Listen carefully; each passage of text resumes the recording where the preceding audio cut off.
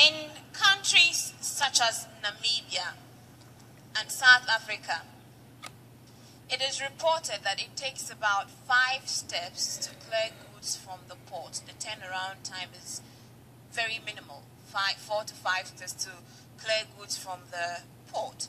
In Ghana, the process seems to be quite cumbersome, and Dr. Bawumia will go first on this one.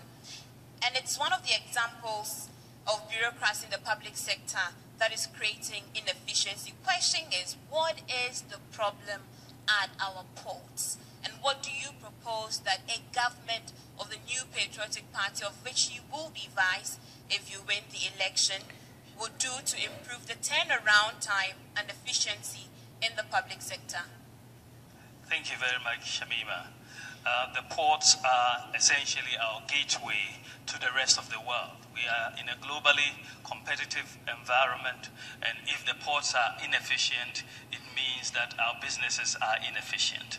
How do you tackle the port inefficiency? I think one has to look at the whole organization of the port structure. As I understand it, there is so much overcrowding within the ports.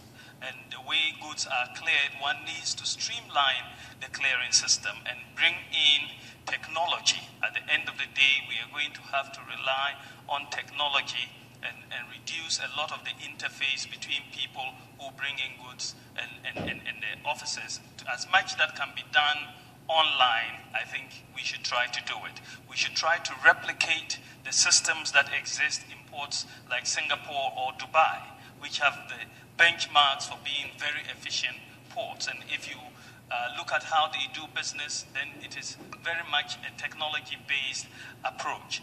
We also have to make sure that in terms of customs duties, one of the areas that people are always trying to avoid is paying customs duties, and that brings in a lot of inefficiency also in the ports. I think that we need to look very clearly at our import duty regime in this country and look at it. Yes, we have to raise revenue, but we also have to spare production.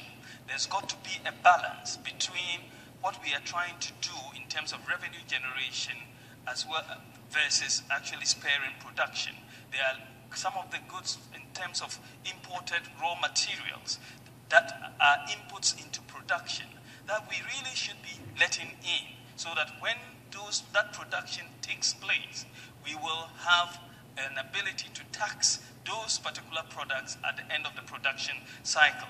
In that way, there will be a lot of products which will not be subject to duty, at least a few, and then you will have a smoother transition through the port system. So I think we've got to also train our people who manage the ports. We've got to give them the requisite training, our customs officials and so on, to see what sort of standards they have to reach to compete, because our port is competing with other ports. So they have to get, and then we have to build essentially a new port if we are going to be competitive.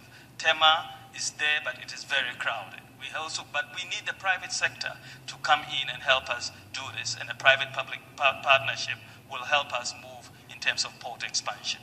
Thank you very much, Dr. Mahmoud Bawumia of the New Patriotic Party. We'll now hear from Vice President Amissah Arthur in 3 minutes, sir.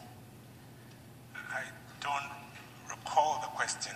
It's something to do with the courts and delays in... The turnaround time in our ports, it's really quite cumbersome. It's leading to a lot of inefficiency. So we want for you to identify for us what the problem is at our ports and what would an NDC government do should they win power to improve this turnaround time as well as improve efficiency.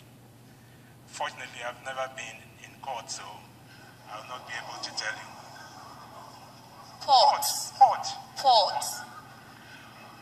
Then that makes it, because I couldn't hear you well. Yeah, that is what, because I was going to raise the issue of the port at some point. There's an annual report that is done about doing business in the world, in which they're looking at the extent of bureaucracy in various countries, and there's a league table that marks countries which have been improving or not. So Ghana has been doing relatively well and improving because we're looking at problems such as registering a business at the Registrar General's, the difficulties that people go through when they register at